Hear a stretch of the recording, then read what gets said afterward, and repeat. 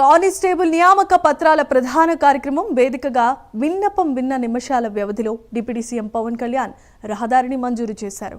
Constable గా నియమితుడైన ఒక గిరిజన యువకుడు బాబురావు తన సక్సెస్ స్టోరీ వివరించే క్రమంలో తన గ్రామానికి రోడ్డు వేయించమని సీఎం చంద్రబాబును ఆయన వేడుకున్నారు.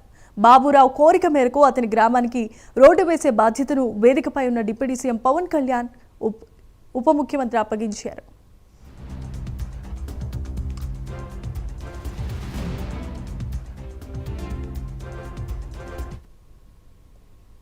అల్లూరి సీతారామరాజు జిల్లా జీకే వీధి మండలం దేవరపల్లి పంచాయతీ పరిధిలో తెనుములబండ గ్రామానికి చెందిన బాబురావు చెప్పిన వివరాల మేరకు పవన్ కళ్యాణ్ అధికారులకు ఆదేశాలు జారీ చేశారు.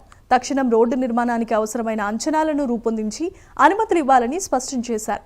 పవన్ కళ్యాణ్ ఆదేశాలతో ఆఘమేఘాలపై కదిలిన యంత్రాంగం తెనుములబండ నుంచి ఎలుగురాతి బండ వరకు 2 కిలోమీటర్ల మేర 2 కోట్లతో బీటీ రోడ్డు నిర్మాణానికి అంచనాలు సిద్ధం చేసిందని పవన్ కళ్యాణ్ కు తెలిపారు.